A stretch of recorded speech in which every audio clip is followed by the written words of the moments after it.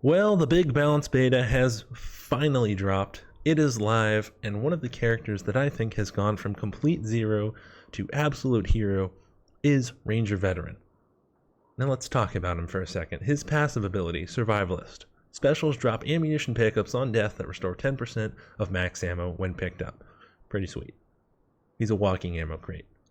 Here's career skill, Disengage. Barden deploys a smoke bomb for 10 seconds that conceals him from enemies whilst he stays inside the cloud. Also gains increased ranged attack power while concealed. He also has Loaded for Battle, increases ammo capacity by 50%, Fast Hands 15% increased reload speed, and Ingenious Improvisation, something that's a bit unique to him, a 10% chance not to consume any healing supplies, potions, or grenades. Pretty fun. Now down here, this is a support build, so I am going to be using the axe and shield, therefore roots running deep. Staggering enemies with a melee weapon, melee attack, grants temp health. So he also has, damaging. This would be something for more if you were using like the great hammer or the dual hammers, something like that.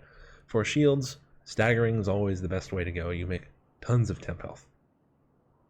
On this line, he's got Last Resort. Barden gains 25% power when out of ammunition. This is pretty much just what you use if you're running the throwing axes, right? If you run out, you get extra melee power. So, I mean, it exists. I don't use it all that much. One that's really good, I think, is Master of Improvisation. Reloading a weapon reduces the cooldown of Disengage by 2 seconds. With this build, I'm going to be using the Crossbow. So one shot is equal to a reload. So you just shoot it once, and then you can reload 2 seconds off your ultimate. Not too shabby there. If you find that maybe you don't really have that much success with the axe and shield, you kind of struggle with it a little bit. Foe Feller over here gives you 5% increased attack speed. Might help you kind of just work on your staggering sequence. But I'm a fan of Master of Improvisation. Down here, Bulwark, absolutely the best choice here for shield weapons, because all enemies that you stagger are going to be taking 10% more damage from melee attacks for 2 seconds. This is just something to help out the team. You stagger something, they're automatically going to be doing more damage to that enemy, those enemies, which is really good. And down here, Scavenger, killing a special has a 20% chance to drop a potion or a bomb instead of a survivalist cache. This is a pretty good talent. It's one that's been there forever. I like it. It's not bad at all. Grunky's Cunning increases ammunition restored by survivalist caches to 30%. Again, this is something that's, it's fine, especially if you have people that like to shoot a lot. But I think the new talent here, Field Rations, is just too fun not to use. Killing a special grants a 50% chance to drop a bottle of ale. You can get drunk, guys. It's so great. Ale grants 3% attack speed and reduces damage taken by 4% for 5 whole minutes when consumed, and it can stack up to 3 times. So at max stacks, you'll have 5 minutes of 9% increased attack speed and 12% damage reduction on top of, your bark skin, and down here, Exuberance. Barden takes 30% less damage from behind. Headshots grant this bonus to all damage for 30 seconds. Pretty sweet. No dawdling here is just an increase in movement speed. I find that to be beyond useless. I've never been a fan of movement speed. It's always just been kind of, maybe a slight cut above respawn speed. It's very not that useful in my mind. Firing Fury over here, hitting 2 enemies with 1 ranged attack, increases reload speed by 35% of his next attack. This is pretty much just what you use with the Grudge Raker if you really want to shoot all the time with it. It's okay, but it's really just meant for that one weapon, I think. Now down here, surprise guest, disengages stealth, does not break on moving beyond the smoke cloud. So if you're going to go the sneaky route, you want to use your ult and be able to move freely. This can be quite useful in certain situations, so use it accordingly. Ranger's Parting Gift over here, activating Disengage Stealth causes the next bomb Barden throws within the duration of the ability not to be consumed. I know this is one that people really like a lot, because if you have a bomb, ultimate, throw it at a monster, guess what? You've got another bomb. Boom. If you've got shrapnel, more damage on that second bomb, and you can kind of mess a monster up that way.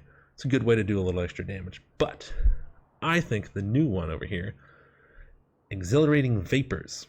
Allies inside Barden's smoke gain 8% attack speed and generate 3 temp health every second. Now this, when I first read this during the beta, this blew my mind. This to me is what's going to set Ranger Veteran, the new Ranger Veteran, apart from the old Ranger Veteran. This makes him have a lot more survivability, a lot more value in team play and things like that. I believe it lasts for 10 seconds, so you can get up to 30 temp health, but it does not say how long it lasts for, but I believe it's 10 seconds.